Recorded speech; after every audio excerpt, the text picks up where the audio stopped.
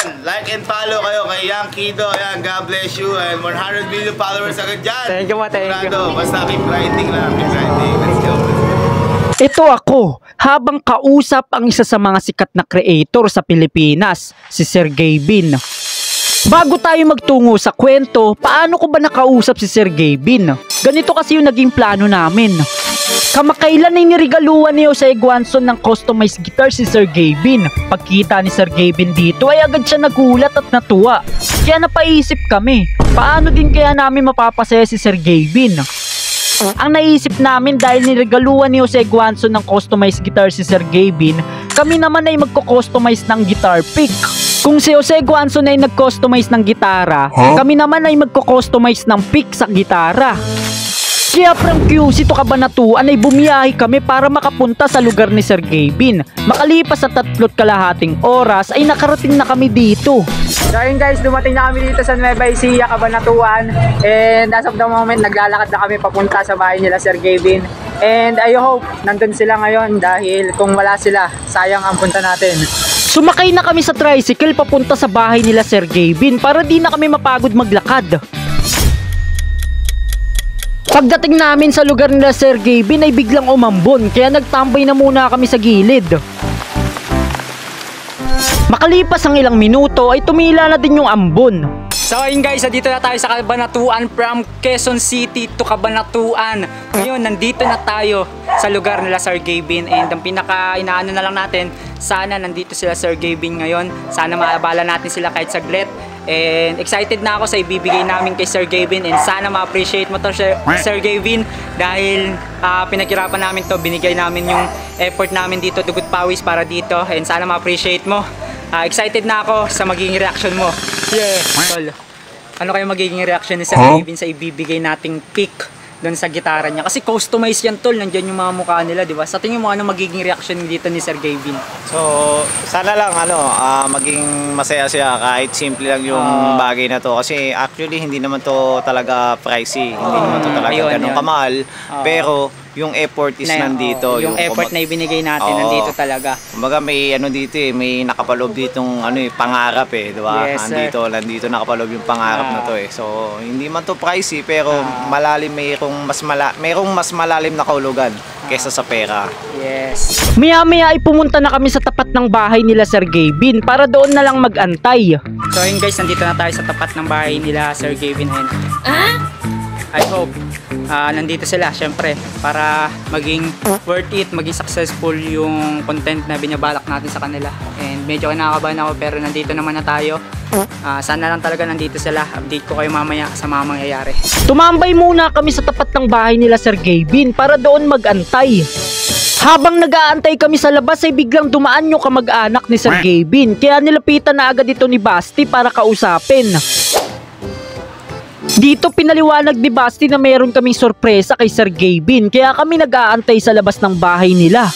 Ang sabi ng kausap ni Basti, susubukan daw niya sabihin kay Sergey Bin kasi busy daw si Sergey Bin sa mga oras na to. Ang importante ngayon, nagkaroon na kami ng source sa loob ng bahay nila Sergey Bin. I hope sabihin niya kay Sergey Bin kahit sobrang saglit lang guys. Okay na kami doon, maabot lang namin to kay Sergey Bin. Masabi lang namin kung gaano namin sila sinusuportahan. Habang nag-uusap kami ay biglang binuksan nila Tita Bet yung gate ng bahay nila. Ay natul. Ay lumabas na si Tita Bet.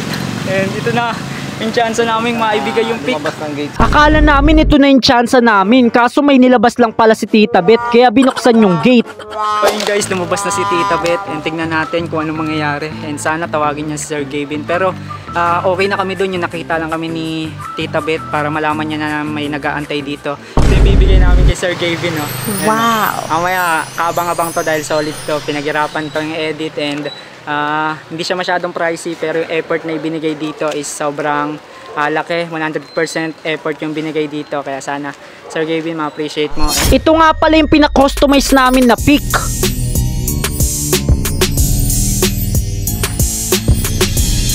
Nagantay lang kami sa labas ng bahay nila Sergey Bin. So ayun guys, waiting lang muna kami dito sa labas ng bahay nila Sergey Bin. Ayun. Wow! Waiting lang muna kami dito, pero importante doon, nasabihan na namin yung pinsan nata ni Sergey Bin yun, and nakita na rin naman kami ni Tita Bet Kaya ang inaantay na lang namin is yung lumabas si Sir Gavin. Kaya ang gagawin namin ay mag-aantay lang kami ng perfect timing na lumabas sila Sir Gavin dito. And pag lumabas sila, doon na namin sasabihin and doon na rin namin ibibigay yung surprise namin na kay Sir Gavin. And ayun, excited na ako sa mga mangyayari. As of the moment, mag-aantay lang muna kami. Okay lang kahit matagal kasi worth it to. Malamang sa malamang worth it to. And sana ma-appreciate mo Sir Gavin. Excited na kami sa mangyayari. Nagantay pa kami ng 30 minutes at maya-maya lang ay dumating na sila Kalo at si Ate Elma kasama si Sky. Wow. What the fuck? Hi, Ma'am Elma. Hello po, Ma'am Elma. Hi, Sky. Hi, Sky. Dito na namin sinamantalang sabihin kay Ma'am Elma na meron kaming ibibigay na regalo kay Sir Gavin. Pinaliwanag ni Basti yung mission kung bakit kami nandito. Binigyan na din ni Basti ng 2 piraso na pic si Ma'am Elma para mapakita niya kay Sir Gavin sa loob.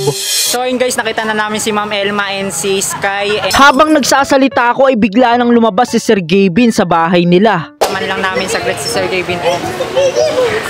Ay, Sir Gavin, nandiyan na. Tinawag kami ni Sir Gavin kaya lumapit kami. What the fuck? Hello po, sir. Thank you. Sir Gavin, sa. Nakakaradyo na may kahinaan ko. Wow. Ano to, pwede ito gamitin? Opo, ginagamit po talaga siya. Pina-customize lang po Pwede ka talaga. buksan? Yes po.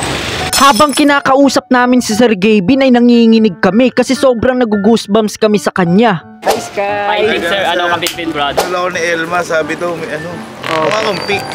Paano ako makakustomize yun? Ay, pupang ina mo. Thank you. Thank you. Sabi na ma-appreciate ni Sir Gavin to Ay, kahit pang, pucha. Paano to? Hindi masisira to pag ginamit? Hindi naman po, sir. Ayun o, Diyos kayo.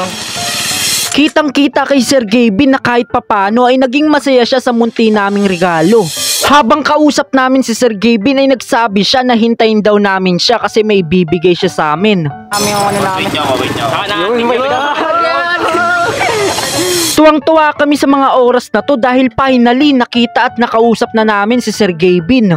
Sabi na kahit sa maliit na bagay man lang, appreciated niya ni Sir Gavin. Kaya sobrang nag-goosebumps kami, nanginginig kami ngayon. Dream come true talaga. Kasi hindi naman namin in-expect to. Beyond expectation talaga itong nangyayari. And maraming salamat kay Sir Gavin. Maya-maya ay lumabas na ulit sila Sir Gavin at pinasunod kami sa apartment nila dahil may ibibigay daw siya sa amin. Binigyan kami ni Sir Gavin ng limited edition na clothing nila at mga stickers. Ba't nagpapakita ng tao lang talaga? Thank you.